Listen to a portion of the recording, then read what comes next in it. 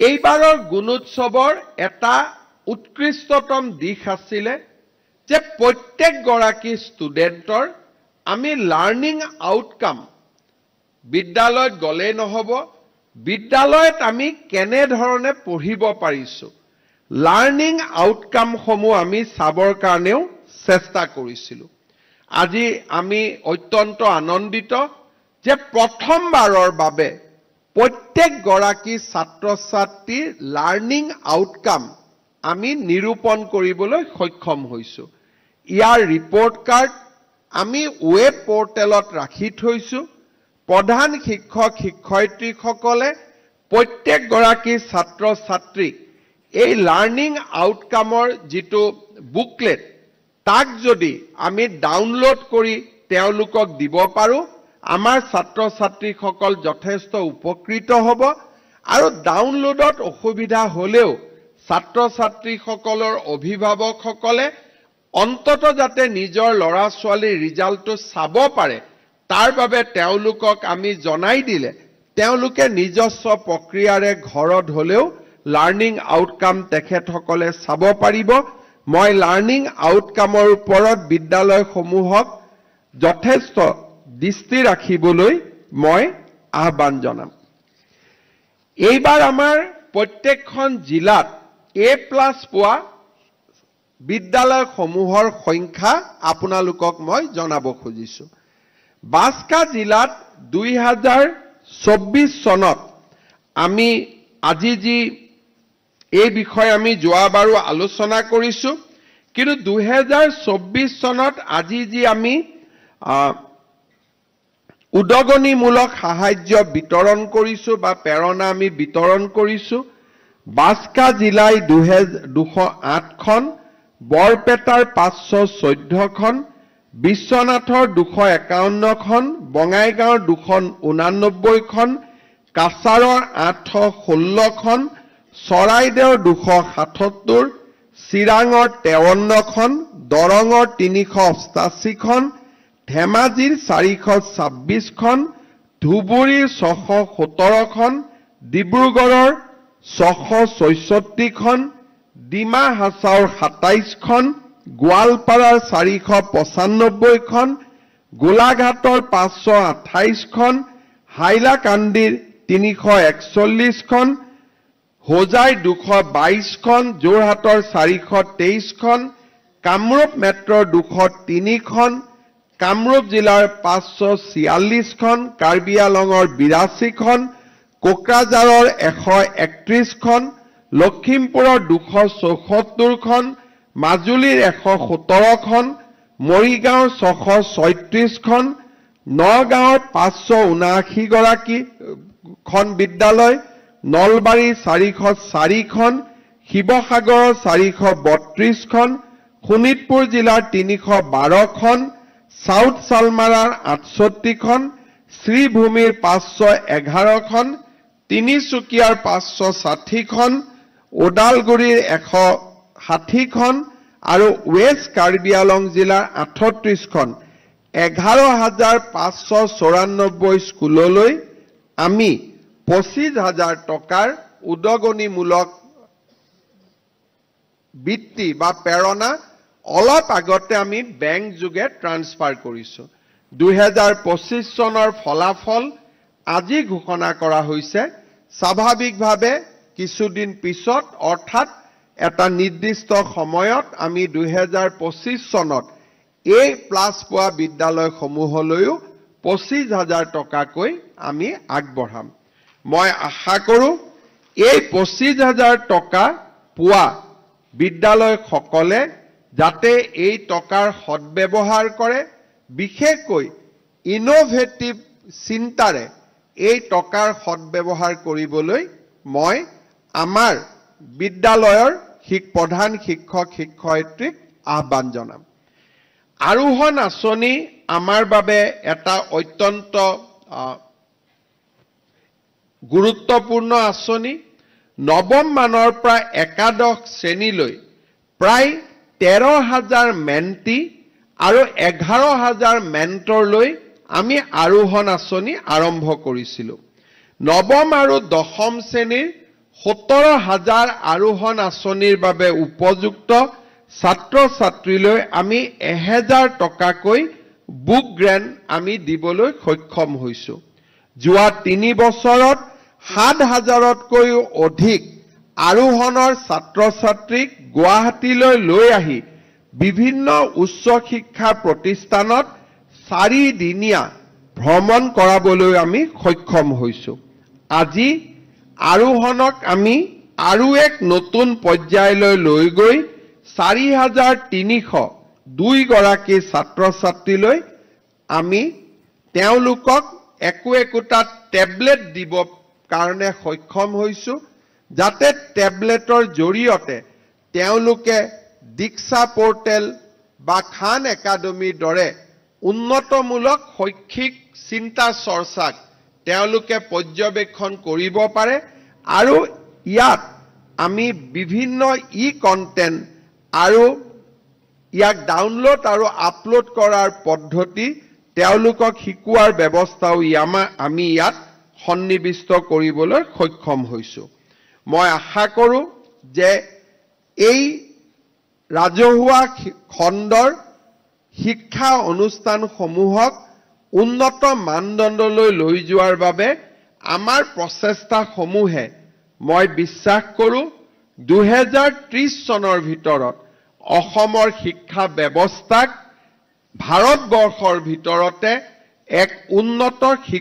শিক্ষা ব্যৱস্থালৈ ৰূপান্তৰ কৰিব। দুই এটা কথা ক'ব বিচাৰিছো।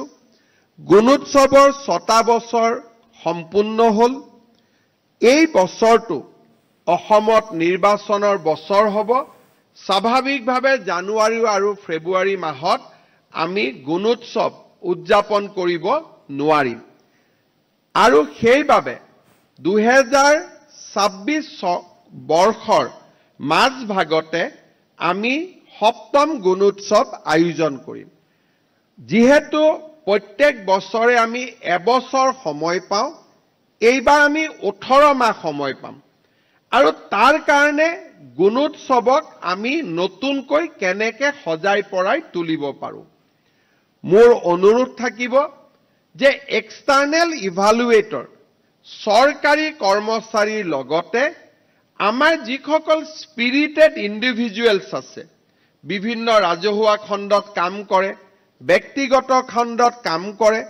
কিন্তু শিক্ষাৰ লগত তেওঁলোক নিবিড়ভাৱে জড়িত। মই ভাবো যে এক্সটাৰ্নেল ইভালুৱেটৰ অকল চৰকাৰী কৰ্মচাৰীকে সন্নিবিষ্ট কৰি নাৰাখি 20% ইভালুৱেটৰ আমি সমাজৰ পৰা অনাৰ ব্যৱস্থাও আৰম্ভ কৰিব লাগে, যাতে এই আন্দোলন এক চৰকাৰী আন্দোলনত নাথাকি এই আন্দোলনে যাতে সমগ্ৰ ৰাজ্যখনৰ প্ৰতিজন ব্যক্তিকে সামৰি ল'ব পাৰে। 20% আমি যেতিয়া চৰকাৰৰ বাহিৰৰ পৰা ইভালুৱেটৰ আনিম, আমি কৰা যিকোনো মূল্যাংকনক প্ৰত্যায়িত কৰিব। It will be a added certification যে গুণোৎসৱ খালি এটা চৰকাৰী ব্যৱস্থাই নহয়, এক ৰাজহুৱা আন্দোলন বা it is a movement by the people of Assam, not by the government of Assam. মই এই ক্ষেত্ৰত সমগ্ৰ শিক্ষা অভিযানক কাম কৰিবলৈ আহ্বান জনাম। দ্বিতীয়তে, আমাৰ প্ৰতিটো কামক আমি কেনেধৰণে নিজে মূল্যাংকন কৰিম। 2013 চনত আমি শিক্ষক নিযুক্তিৰ প্ৰক্ৰিয়াটোক আমি ৰাজনীতিৰ পৰা আঁতৰাই আনিছিলোঁ। মেধাৰ ভিত্তিত আমি নিযুক্তি দিয়া আৰম্ভ কৰিছিলোঁ। কিন্তু মেধাৰ ভিত্তিত নিযুক্তি দিয়াৰ পিছত আমি প্ৰত্যেক দিনাই এটা সমস্যাৰ সন্মুখীন হৈ আছো যে দুৰ্গম অঞ্চলত আমাৰ শিক্ষক শিক্ষয়িত্ৰী থাকিব নোখোজে। তেখেতসকলৰ ব্যক্তিগত অসুবিধা থাকিব পাৰে, বিভিন্ন কাৰণ থাকিব পাৰে, কিন্তু সেই কাৰণবিলাকৰ পিছতো আমি এটা কথা চিন্তা কৰিব লাগিব যে আজিও অসমৰ 2000খনতকৈ অধিক স্কুলত এজন শিক্ষক আছে আৰু তাৰ কাৰণ শিক্ষকৰ অভাৱ নহয়, তাৰ কাৰণ হৈছে the problem of retaining the teachers. কেতিয়াবা আমি যিকোনো সভালৈ গলে সাউথ সালমাৰা, ধুবুৰী, গোৱালপাৰা, বৰপেটাত নিযুক্তি পোৱা শিক্ষক শিক্ষয়িত্ৰী সকলে তেওঁলোকৰ পিতৃ মাতৃ সকলে আমাক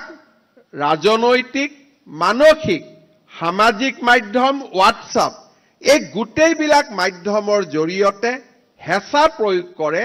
যে এই বিদ্যালয়ত আমি থাকিব নোখোজো, আমাক ট্ৰান্সফাৰ কৰক। তেখেতসকলৰ ব্যক্তিগত অসুবিধা আমি বুজি পাওঁ, কিন্তু এটা কথা আমি জানিব লাগিব যে চৰকাৰ হিচাপে সাউথ সালমাৰাটো আমি শিক্ষক দিব লাগিব, ধুবুৰীটো শিক্ষক দিব লাগিব, বৰপেটাটো আমি শিক্ষক দিব লাগিব, আমি গোৱালপাৰাটো শিক্ষক দিব লাগিব, চিৰাঙতো আমি শিক্ষক দিব লাগিব, পশ্চিম কাৰ্বি আলঙতো আমি শিক্ষক দিব লাগিব, কাৰ্বি পাহাৰ ডিমা হাছাওতো আমি শিক্ষক দিব লাগিব। আমি দুখন অসমৰ সৃষ্টি কৰিব নোৱাৰো যে এখন অসম উন্নত হ'ব, আনখন অসম পিছ পৰি থাকিব। ইয়াৰ সমাধান কি হ'ব পাৰে? মই শিক্ষা বিভাগক আহ্বান জনাম যে এজনীয়া শিক্ষক থকা স্কুলবিলাকক লৈ আপোনালোকে এটা বেলেগ কেডাৰ সৃষ্টি কৰক আৰু শিক্ষক নিযুক্তিৰ প্ৰক্ৰিয়াত সেই স্কুল কেইখনৰ বিপৰীতে নিযুক্তি আৰম্ভ কৰক যাতে it is not transferable for life. অৰ্থাৎ এজৰ এপইণ্ট হয় Gurucharan college, Cotton college, Pragjyotish college, Arya college, Dhemaji Moridhal college, তাৰ পৰা ট্ৰান্সফাৰ পোষ্টিং নহয়। গতিকে জিলা পৰ্যায়ৰ শিক্ষক নিযুক্তিৰ ব্যৱস্থাটোক বদলি কৰি অন্ততঃ অসমৰ 3000 প্ৰাথমিক বিদ্যালয়ত by the name of the school আপোনালোকে এডভাৰটাইজ কৰক। তেতিয়া যাৰ মনত ইচ্ছা থাকিব তেওঁলোকে গম পাব যে আমি ডিষ্ট্ৰিক্টত এপ্লাই কৰা নাই, আমি ষ্টেটত এপ্লাই কৰা নাই, আমি অমুকখন প্ৰাথমিক বিদ্যালয়ত আবেদন কৰিছো, আমি দুৰ্গম চৰৰ ভিতৰত থকা স্কুলখনত আবেদন কৰিছো। তেতিয়া ডেফিনেটলি ছোৱালীজনীয়ে নিজে আবেদন নকৰিব বা সেই চৰখনৰ লৰায়ে তাত আবেদন কৰিব, কাৰণ তেওঁ জানে যে এইখন গাঁৱত মই কেনেকৈ পঢ়াব পাৰিম বা এই ভিতৰুৱা পাহাৰীয়া জিলাখনত মই কেনেকৈ থাকিব পাৰিম। বাকি 30,000 স্কুল আজি নিয়মত চলত, কিন্তু 3000খন স্কুল সেপাৰেটলি বাই ইণ্ডিভিজুৱেল স্কুল আমি আবেদন কৰাব লাগে আৰু তাতে লিখি দিব লাগে যে এইটো এটা সেপাৰেট কেডাৰ হয়, ইয়াৰ পৰা ট্ৰান্সফাৰ পোষ্টিং কেতিয়াও কৰিব পৰা নাযাব। অৰ্থাৎ ডিব্ৰুগড় জিলাৰ ষ্টুডেণ্ট এজনে সাউথ সালমাৰা স্কুল এখনত তেতিয়া নিজে আবেদন নকৰে, প্ৰথমতে জিলাখনৰ নামত আবেদন কৰি ট্ৰান্সফাৰ আৰু পোষ্টিঙৰ যিটো ব্যৱস্থা শিক্ষা বিভাগত লাহে লাহে নেক্সট 10 years আমি তাক নোহোৱা কৰিব লাগে।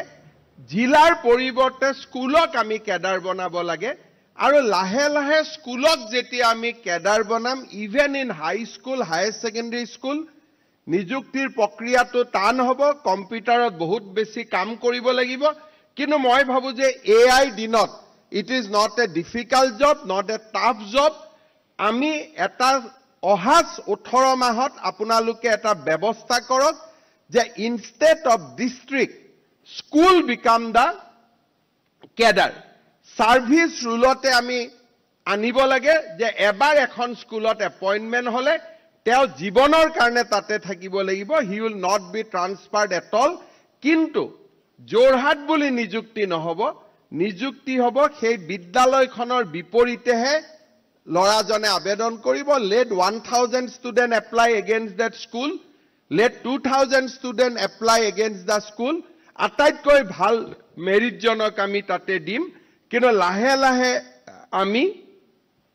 স্কুলত কেডাৰ বনোৱা চিন্তা আমি আৰম্ভ কৰিব লাগে। Instead of district being a cadre, we should create school cadre. আৰু তেতিয়া নিযুক্তিও সেই স্কুলৰে লাহে লাহে কম্পিউটাৰতে হ'ব যেনেকৈ অংগনবাদী কেন্দ্ৰত গাঁৱতে নিযুক্তি হয় আটাইতকৈ ভাল ছাত্ৰীজনৰ নিযুক্তি হ'ব পাৰে লাহে লাহে আমি স্কুলখনকে নিযুক্তিৰ অধিকাৰ দিব পাৰো কাৰণ ৰেগুলেশ্যন থাকিব নৰ্মছ থাকিব অংগনবাদীত যেনেকৈ হাইয়েষ্ট মেৰিটৰ ষ্টুডেণ্টজনক গাঁৱত এপইণ্টমেণ্ট হ'লেও দিবই লাগে তেনেকৈ আমি প্ৰাথমিক শিক্ষকজনৰ নিযুক্তিটো highest student jone pabo but that can be advertised by the school also it is not required that this advertise has to be only from director of elementary education tetia Dibrugarh Shibosagaror lora swaliye South Salmara kotha chintao nokoribo South Salmarat ketia interview ulale ketia interview ses hol kuneo gomu napabo aru South Salmara studenteo Tinsukiar bikhoye gomu napabo everybody will remain concerned about their own locality, own school, and own district. Merit will be the priority. Merit or logot ami compromise no koru. Kino abedon kora school khenir bhitorat ataitকৈ jijon highest meritorious student ami teok dim tet lagiboi other criteria will remain same kintu শিক্ষক নিযুক্তি আৰু transfer এই ব্যৱস্থাটোৰ পৰা শিক্ষা বিভাগ দূৰত যাবই লাগিব অনৈথা আমি কোৱালিটিত কেতিয়াও আমি ফোকাস কৰিব নোৱাৰো মই ভাবো ই আজিৰ কাম কৰি থকা শিক্ষকসকলৰ কাৰণে ই প্ৰযোজ্য নহয় নতুনকৈ হ'বলগীয়া শিক্ষকৰ কাৰণে আমি সেপাৰেট কেডাৰলৈকে আমি যাব লাগে মই ভাবো এটা বছৰ আপোনালোকে মন্থন কৰক আপোনালোকে চিন্তা কৰক কাৰণ তামিলনাডুতকৈও বেছি শিক্ষক থকা প্ৰদেশ এখনে 2000 স্কুলত আমি শিক্ষক নিযুক্তি দিব নোৱাৰো এই ধাৰণাটোৰ পৰা আমি দূৰত যাব লাগিব উত্তৰাখণ্ডত নিয়ম আছে যে সুগম আৰু দুৰ্গম যিকোনো মানুহে 10 বছৰ দুৰ্গমত কাম কৰিবই লাগিব there is many other models in various states in the country কিন্তু প্ৰথম লক্ষ্য যে এই 3000 স্কুলক জিলাই জিলাই সাবগ্ৰেড কৰি একোটা ক্লাস্টাৰ কৰি তাক একোটা কেডাৰ কৰি তাত নিযুক্তিৰ ব্যৱস্থা কৰিব লাগে আৰু নৰ্মেল টিচাৰ এপইন্টমেন্টৰ পৰা ইয়াক দূৰত ৰাখিব লাগে তেতিয়া মই ভাবো যে এই 2000-3000 স্কুলত আজি যি আমি পশ্চিম কাৰ্বি আলং বেয়া দেখা পাইছো তাৰ মূল কাৰণটো হল তাত শিক্ষক না যায় চিৰাঙত আমি বেয়া পাইছো তাৰ মূল কাৰণ হল ভুটান সীমান্তত শিক্ষক না যায় এই ব্যৱস্থাবিলাক আমি দূৰ কৰিব লাগিব আৰু তাৰ কাৰণে আমি ইনোভেটিভ ব্যৱস্থা আৰম্ভ কৰিব লাগিব তৃতীয়তে মই শিক্ষা মন্ত্ৰী ডাঙৰীয়াক অনুৰোধ কৰিম যে এখন শিক্ষা আয়োগ নিৰ্মাণ কৰিব লাগে বিশিষ্ট শিক্ষাবিদসকলক লৈ আৰু মানুহৰ মাজত এটা কথাৰ আমি চিন্তাৰ সৃষ্টি কৰিব লাগে যে এখন ৰাজ্যৰ শিক্ষা ব্যৱস্থা নাম্বাৰ অফ স্কুলছ নে কোৱালিটি দি নিৰ্ধাৰণ হয় এখন পঞ্চায়তত 6খন স্কুল এজন শিক্ষক কিন্তু সেইখন পঞ্চায়ত এখন স্কুল কিন্তু 6জন শিক্ষক কোনটো ভাল এই বিষয়টোৰ ওপৰত late people of Assam debate আমি কোৱান্টিটি 45000 আমাৰ শিক্ষক স্কুল আছে 22000 গাঁও আছে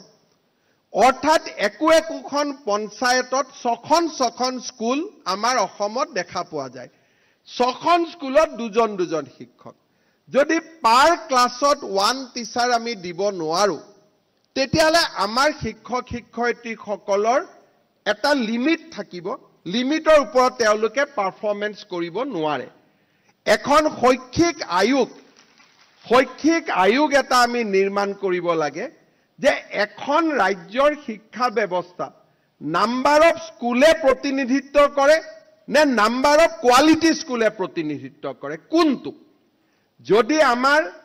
প্ৰত্যেক পঞ্চায়তত বা প্ৰত্যেক ৰেভিনিউ ভিলেজত এখন স্কুল থাকক কিন্তু সেইখন স্কুলত প্ৰতিটো ক্লাছতে এজন শিক্ষক থাকক মই ভাবো ৰাজ্যৰ শিক্ষা ব্যৱস্থালৈ ভাবিব নোৱাৰা পৰিৱৰ্তন আহিব স্কুল কমিব কিন্তু চৰকাৰৰ খৰচ নকমে কাৰণ number of teachers will be মোৰ আজি যদি অসমত 1 লাখ শিক্ষক আছে শিক্ষক 2 লাখ হ'ব কিন্তু স্কুল আমাৰ কমিব যাতে এখন স্কুলত আমি প্ৰত্যেক ক্লাছত এজন শিক্ষক দিব পাৰো instead of number of schools এই বিষয়ত আমি সিদ্ধান্ত ল'ব উপযুক্ত নহয় মই ভাবো আমাৰ ৰাজ্যৰ শিক্ষাৰ লগত অতি নিবিড়ভাৱে জড়িত 10 গৰাকী শিক্ষক প্ৰাক্তন শিক্ষক শিক্ষাবিদক লৈ এখন কমিটি কৰিব লাগে কেনেকে লাহে লাহে অসম পাৰ ক্লাছ 1 শিক্ষকলৈকে যাব পাৰে আৰু তেতিয়াহে অসমৰ শিক্ষা ব্যৱস্থাৰ ৰূপান্তৰ হ'ব অসমৰ শিক্ষা ব্যৱস্থাৰ পৰিৱৰ্তন হ'ব মই ভাবো যে নাম্বাৰ অফ স্কুলত কৈও আমি quality of teachers number of টিচাৰ্ছত আমি গুৰুত্ব দিব লাগে শিক্ষকৰ সংখ্যা বাঢ়িব লাগে স্কুলৰ সংখ্যা বাঢ়িব নালাগে তাৰ পৰিৱৰ্তে প্ৰত্যেক ৰাজহ গাঁৱত প্ৰত্যেকখন ফৰেষ্ট ভিলেজ প্ৰত্যেকখন ৰেভিনিউ ভিলেজত এখন স্কুলত যদি প্ৰত্যেক ক্লাছতে এজনকৈ আমি শিক্ষক দিব পাৰো সেই ব্যৱস্থা আমাৰ বাবে অতি প্ৰয়োজনীয় হ'ব আৰু হি আমি আগবাঢ়ি যোৱাত আমাক সহায় কৰিব তৃতীয়তে আমাৰ যিবিলাক ষ্টুডেণ্ট ডিপ্লোমা ইন এডুকেশ্যন পাছ কৰে বিএড ইন এডুকেশ্যন পাছ কৰে তেওঁলোকক আমি পুনে পুনে টেট শিক্ষক নিযুক্তি দিওঁ কিন্তু স্কুলত ক্লাছ কেনেকে কৰিব পাৰে তাৰ আমি অৰেল নম্বৰৰো আমাৰ ব্যৱস্থা নাই বা প্ৰেক্টিকেল পৰীক্ষা লোৱাটো সম্ভৱ নহয় মই শিক্ষা মন্ত্ৰী ডাঙৰীয়াক অনুৰোধ কৰিম যে ডিএড আৰু বিএড ডিগ্ৰী লোৱাৰ আগতে অন্তত 8 মাহ স্কুলত পঢ়ুৱাৰ অভিজ্ঞতা থাকিব লাগে যাতে তেওঁলোকে প্ৰেক্টিকেল নম্বৰ এটা লৈ আহিব পাৰে যদি এজন বিএডে অলৰেডি 6 মাহ যদি ক্লাছ কৰাৰ অভিজ্ঞতা লৈ আহে আমি অৰেল পৰীক্ষা পাতিব নালাগে এতিয়া আমি মে মাহত পোষ্ট গ্ৰেজুৱেট টিচাৰ আৰু গ্ৰেজুৱেট টিচাৰৰ আমি ৰিজাল্ট দিম ৰিটেন পৰীক্ষা হৈছে ৰিটেনৰ পিছত ৰিজাল্ট দিব আমি অৰেল নলওঁ অৰেল ললে চৰকাৰত দুৰ্নীতি আহিব কিন্তু বিএড পাছ কৰাৰ আগতে যদি সেই শিক্ষকজনে 8 মাহ এখন স্কুলত পঢ়ুৱাই আহে আৰু তেওঁলোকৰ পঢ়ুৱাৰ স্কিলটোৰ ওপৰত যদি বিএডত তেওঁলোকে নম্বৰ পায় তেতিয়ালে আমি চিন্তা কৰিবলগীয়া একো নাথাকে মই শিক্ষা মন্ত্ৰী মহোদয়ক অনুৰোধ কৰিম যে বিএড আৰু ডিএড শ্ৰেণী কোঠাৰ এটা ক্লাছৰুমৰ ভিতৰত থিয়ৰিৰ এটা পৰীক্ষা হোৱাৰ পৰিৱৰ্তে প্ৰেক্টিকেল ক্লাছ লোৱাৰ যদি অভিজ্ঞতা লৈ তেওঁলোকে ডিএড আৰু বিএড পাছ কৰি আহে তেতিয়ালে আমি অৰেল পটাৰ প্ৰশ্নই নুঠে আমি তেওঁলোকক পোনপটীয়াকৈ নিযুক্তি দিব পাৰিম এই দিশটো মই আপোনালোকক দৃষ্টি আকৰ্ষণ কৰিবলৈ অনুৰোধ কৰিম চতুৰ্থতে যিহেতু আমি ৰিটেন পৰীক্ষা নাপাতো এজন টিচাৰ ক্লাছত গ'ল তেওঁ একেবাৰে কমিউনিকেট কৰিব নোৱাৰে চাকৰি পোৱাৰ পিছত আমি তেওঁক বিদায় দিব নোৱাৰো অন্তত 2 বছৰ শিক্ষকক আমি প্ৰবেশনত ৰাখিব পাৰো নে নাই যে মই চাকৰিটো পালো চাকৰিটো মোৰ কনফাৰ্ম হ'ব কিন্তু কনফাৰ্ম হ'ব আফটাৰ 2 ইয়াৰ্স এই 2 বছৰ পুৰা দৰমহাও পাব সকলো পাব কিন্তু জুনে একেবাৰে কমিউনিকেট কৰিব নোৱাৰে তেখেতসকলে শিক্ষক হৈ থাকি ছাত্ৰ ছাত্ৰীৰ কল্যাণ কৰিব নোৱাৰে আৰু 2 বছৰলৈকে যদি আমি প্ৰবেশনত ৰাখো এজন শিক্ষকক তেওঁৰ গুণগত ৰিভিউ কৰিবলৈ আমি 2 বছৰ পিছত আমি সময় পাম মই ভাবো শিক্ষক নিযুক্তিৰ ক্ষেত্ৰতো আমি ফান্ডামেন্টাল ডিফাৰেন্স কৰাৰ বাবে চেষ্টা কৰিব লাগে মই শিক্ষা বিভাগক ধন্যবাদ জনাম যে প্ৰথমতে 150 তাৰ পিছত 100 এতিয়া 50 জন ছাত্ৰ ছাত্ৰী থকা স্কুলতো আমি এজনকৈ প্ৰধান শিক্ষক দিয়াৰ বাবে সিদ্ধান্ত লৈছো মই ভাবো যে প্ৰধান শিক্ষক এজন স্কুলত অতিকে প্ৰয়োজনীয় প্ৰধান শিক্ষকজনৰ যেটো আমি কেবিনেটত সিদ্ধান্ত লৈছো তাৰ পূৰ্ণাংগ ৰূপায়নৰ দিশত আমি খুব সোনকালে আগবাঢ়িব লাগে যাতে প্ৰত্যেক 50 ষ্টুডেন্টৰ বিপৰীতে একোজন প্ৰধান শিক্ষক থাকিব পাৰে আৰু অহা বছৰ ইয়াক মই 40 লৈকে নামাই দিবলৈ অনুৰোধ কৰিম যাতে 40 ষ্টুডেন্ট থকা শিক্ষক বিদ্যালয়টো আমি একোজন প্ৰধান শিক্ষক দিব পাৰো কাৰণ প্ৰশাসনীয় কামৰ বাবে প্ৰধান শিক্ষকজনৰ অতিকে প্ৰয়োজন পঞ্চমতে শিক্ষা বিভাগ সমতাৰ প্ৰতীক হ'ব লাগে যদি শিক্ষা বিভাগে কয় যে এসএসএ ৰেগুলাৰাইজ হোৱা শিক্ষক বেলেগ আগত থকা শিক্ষক বেলেগ তেনেকুৱা কথাবিলাক শুনিবও ভাল নালাগে কৰিবও ভাল নালাগে এবাৰ যেতিয়া গভৰ্ণমেণ্ট নিয়মীয়া শিক্ষকৰ নিযুক্তি দিলু তাৰ পিছত পাৰ্থক্য আমি ধৰি ৰাখিব নালাগে